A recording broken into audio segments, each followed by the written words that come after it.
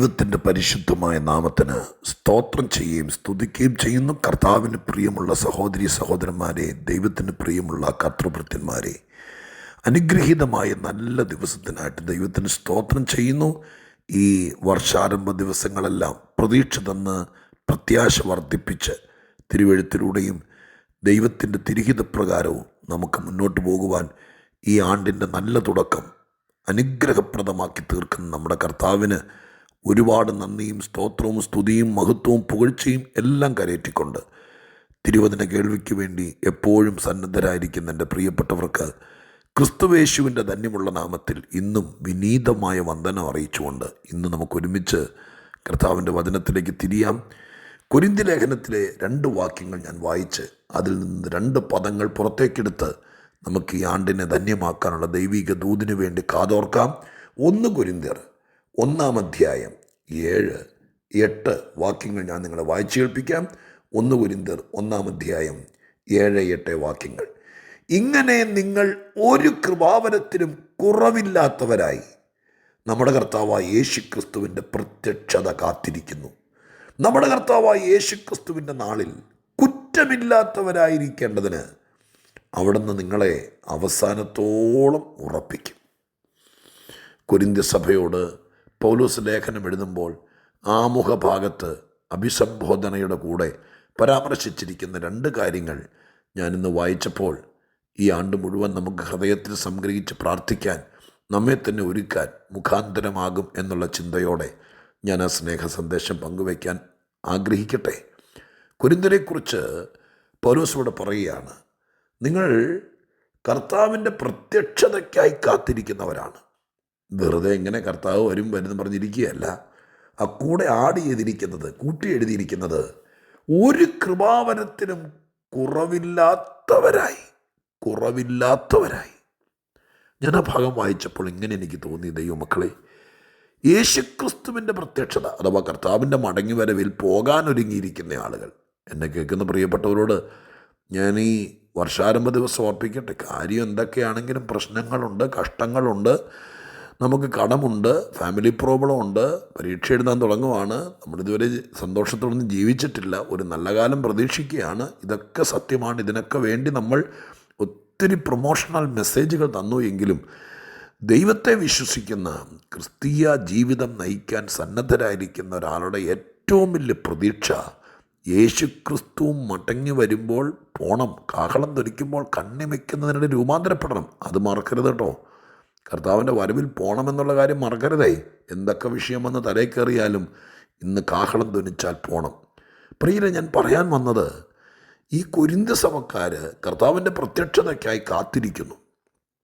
എങ്ങനെ കാത്തിരിക്കുന്നു? കയ്യും കെട്ടി ഒരു പണിയും ചെയ്യാതെ യേശു വരുമെന്ന് പറഞ്ഞ് ചുമ്മാ നോക്കിയിരുന്നെന്നല്ല ഈ പറയുന്നത്. അവിടെ എഴുതിയിരിക്കുന്നു, ഒരു കൃപാവരത്തിനും കുറവില്ലാത്തവരായി. ഞാനിങ്ങനെ ചിന്തിക്കുകയായിരുന്നു, യേശുക്രിസ്തുവിൻ്റെ മടങ്ങി വരവിന് കൃപാവരങ്ങൾ എല്ലാം ഉള്ളവർക്കേ പോകാൻ പറ്റത്തുള്ളൂ എന്ന് ഒരു വാക്യമില്ല. കൃപാവരമില്ലാത്തവരെ ആരെയും കർത്താവ് കൊണ്ടുപോകത്തില്ലെന്നുമില്ല. ജീവൻ്റെ പുസ്തകത്തിൽ പേരുണ്ടെങ്കിൽ, കർത്താവുമായിട്ട് ബന്ധമുണ്ടെങ്കിൽ, അകത്ത് പരിശുദ്ധാത്മാവ് നിങ്ങളെ നടത്തുന്നുണ്ടെങ്കിൽ, വീണ്ടും ജനിച്ചതാണെങ്കിൽ, വീണ്ടെടുക്കപ്പെട്ടവരാണെങ്കിൽ, നാം കർത്താവിനുള്ളവരാണെങ്കിൽ, അന്ത്യകാഹളനാദത്തിങ്കൽ അവരെ കണ്ണിമയ്ക്കുന്നതിനിടയിൽ കർത്താവ് എടുത്തുകൊണ്ട് പോകും. പക്ഷെ കൃപാവരത്തിൽ കുറവില്ലാത്തവരായി കാത്തിരിക്കുന്നു. കൃപാവരം എന്തിനാ?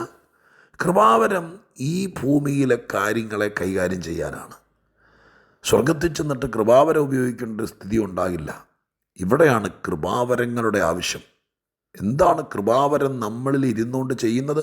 ഒരു ദൈവദാസന് കൃപാവരമുണ്ടെങ്കിൽ, എന്നെ കേൾക്കുന്ന ദൈവമക്കളെ, നമുക്ക് ഓരോരുത്തർക്കും സ്വർഗം കൃപ തരും, സ്നേഹം തരും, സന്തോഷം തരും, രക്ഷ തരും, വിടുതൽ തരും, സമ്പത്ത് തരും, ഇതൊക്കെ തരും, പ്രാർത്ഥനയുടെ മറുപടി തരും. പക്ഷേ കൃപാവരം എന്ന് പറയുന്ന ഒന്നുണ്ട്. കൃപ വേറെ, കൃപാവരം വേറെ. കൃപാവരം നമ്മുടെ അകത്തിരുന്നുകൊണ്ട് എന്താ ചെയ്യുന്നത്? കൃപാവരമുള്ളവർ അവർ ചെയ്യുന്നത് എന്താ? പിശാചിൻ്റെ പ്രവൃത്തികളെ അഴിക്കുക, രോഗികളെ സൗഖ്യമാക്കുക, മാനസികമായി തകർന്നവരെ അതിൻ്റെ പുറകിൽ വ്യാപരിക്കുന്ന പൈശാചിക ശക്തിയിൽ നിന്നും മോചനമുള്ളവരാക്കുക, ഒരിക്കലും ഉയരാതിരിക്കാൻ വേണ്ടി ശത്രു കൽഭിത്തി പോലെ കെട്ടിവെച്ചിരിക്കുന്ന കണ്ണുകൊണ്ട് കാണാത്ത ആത്മലോകത്തിലെ പടുകൂറ്റൻ തടസ്സങ്ങളെ ആത്മാവിൽ കണ്ടുകൊണ്ട് കൃപാവരപ്രാപ്തർ അത് ഇല്ലാതാക്കുക. ഇവിടെ കൃപാവര ശുശ്രൂഷ നടക്കുന്നുണ്ട് കേട്ടോ. കൃപാവര ശുശ്രൂഷകൾ ഉണ്ട്, അന്വേഷിക്കണം. ഇന്നു പോയിട്ടില്ല. ദൈവിക കൃപാവരങ്ങൾ. അങ്ങനെ ആ കൃപാവരങ്ങൾ ഒന്നും കുറവില്ലാതെ കാത്തിരിക്കുന്നു. കൃപാവരങ്ങൾ എന്തിനാ?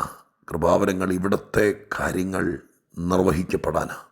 നിന്നെ മുന്നോട്ട് വിടാതിരിപ്പാൻ, ഉയരാതിരിപ്പാൻ, ദൈവം ആഗ്രഹിക്കുന്ന സ്ഥിതിയിലേക്ക് ഒരുവൻ എത്താതിരിക്കാൻ ഇവിടെ ഭയങ്കര പണികൾ പിശാച് ചെയ്യും. അതിനെ ജയിപ്പാൻ ദൈവം തൻ്റെ തിരുസഭയ്ക്ക് കൊടുത്തിരിക്കുന്ന അസാധാരണ പവറിൽ ഒന്നാണ് കൃപാവരം. അതുകൊണ്ടാണ് സഭ ഇത്രയും വളർന്നത്.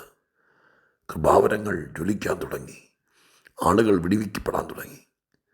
അങ്ങനെ പൗലോസ് തിമോഥെയോസിനൊക്കെ പറയാൻ, നിന്നുള്ള കൃപാവരം ജ്വലിക്കണം.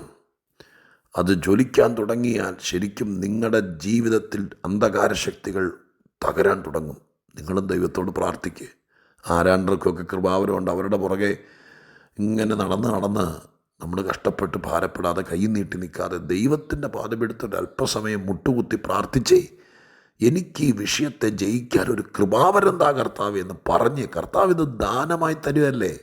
മുഖം നോക്കിയും പൊക്കം നോക്കിയും കുടുംബം നോക്കിയൊന്നുമല്ല, ദൈവത്തിൻ്റെ ദാനമാണ്. അതുകൊണ്ട് പറയണം, ഞാൻ 2024 വരെ പരിശ്രമിച്ചിട്ടും പലരോട് പറഞ്ഞിട്ടും പിടിച്ചിട്ട് പൊങ്ങാത്ത വിഷയങ്ങളുടെ നടുവിൽ നിൽക്കുമ്പോൾ ഈ വിഷയത്തെ ജയിക്കാൻ, ഇതിൻ്റെ പുറകിലെ കാണാമറിയത്ത് പ്രവർത്തിക്കുന്ന ദുഷ്ടപ്പോരുകളെ ജയിക്കാൻ എനിക്ക് ദൈവം കൃപാവരന്താ. ആ വാക്ക് വായിക്ക്. 7-ാമത്തെ വാക്യം ബൈബിൾ എടുത്ത് വെച്ച് അടിവരയിട്. കൃപാവരന്താ. കൃപാവരമുള്ളൊരമ്മ, കൃപാവരമുള്ളൊരപ്പൻ നിങ്ങൾ അനുഗ്രഹിക്കപ്പെടട്ടെ. കൃപാവരം. ഞാൻ പറയാൻ വന്നത്, ഒരു കൃപാവരത്തിനും കുറവില്ലാത്തവരായി. ആ വാക്ക് കണ്ടോ, കുറവില്ലാത്തവരെ. ഞാൻ ആ കൃപാവരമൊക്കെ ഇച്ചിരി നേരം ഒന്ന് ഹൈഡ് ചെയ്യട്ടെ. യേശുവിൻ്റെ വരവിന് വേണ്ടി ഇവരൊരു കുറവുമില്ലാത്തവരായി കാത്തിരിക്കുക. അങ്ങനെ ഒന്ന് ചിന്തിക്കാം ഇച്ചിരി നേരത്തേക്ക്. കുറവുകൾ അതില്ലാത്തവരായി, അതൊക്കെ നികത്തി ഒരു കുറവുമില്ലാത്തവർ. ആത്മീകത്തിൽ എന്തെങ്കിലും ഫുൾഫിൽ ചെയ്യാനുണ്ടോ? കുറവുകൾ എന്തെങ്കിലും ഉണ്ടോ? ഒരു ഫോം ഫില്ലപ്പ് ചെയ്ത് കഴിയുമ്പോൾ നിങ്ങൾ അമേരിക്കൻ വിസയ്ക്ക് വേണ്ടി കൊടുക്കുകയാണ്, മറ്റൊരു രാജ്യത്തേക്ക് നിങ്ങൾ ഇമിഗ്രേഷന് വേണ്ടി കൊടുക്കുകയാണെങ്കിൽ ആ ഫോം മുഴുവൻ ഫില്ല് ചെയ്തിട്ട് ഏജൻറ്റ് നമുക്ക് അയച്ചെന്നുണ്ട് ചോദിക്കും, എന്തെങ്കിലും കുറവ്, എന്തെങ്കിലും ചെയ്തതിനകത്ത് തെറ്റ് ഒന്നുകൂടെ നോക്കണം.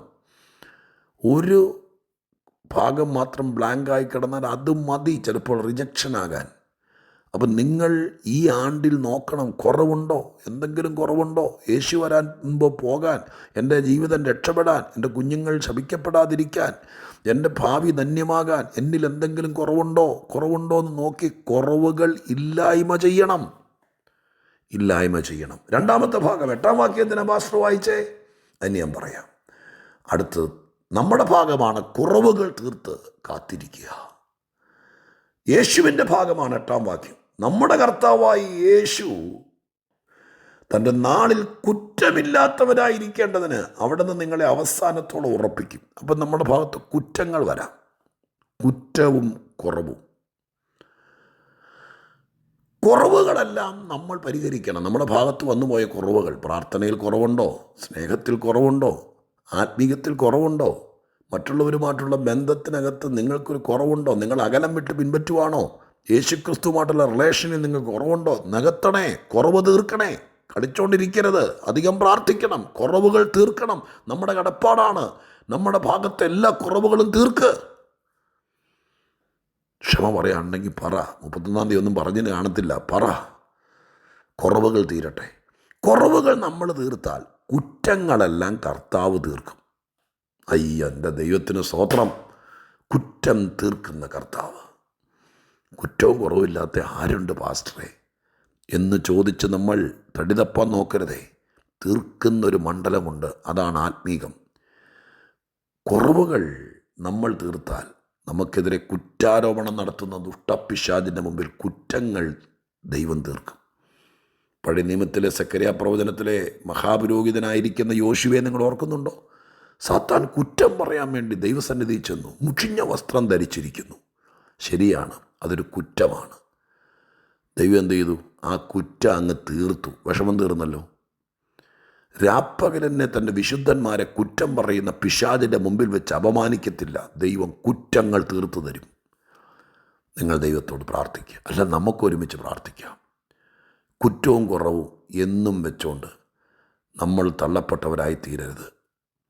കുറവുകളെല്ലാം നമുക്ക് പരിഹരിക്കാം, കുറ്റങ്ങളെല്ലാം അവിടെ നിന്ന് പരിഹരിക്കട്ടെ. എന്നിട്ട് നമുക്ക് നല്ലവരാകാം, കർത്താവിനായി കാത്തിരിക്കാം. ഒത്തിരി വിഷയങ്ങളെ നമുക്ക് തരണം ചെയ്യാം, നമുക്ക് പ്രാർത്ഥിക്കാം, ദൈവത്തെങ്കിലേക്ക് ഏൽപ്പിക്കാം. 2-3 കാര്യങ്ങൾ ഒന്നോടെ എടുത്ത് പറയട്ടെ.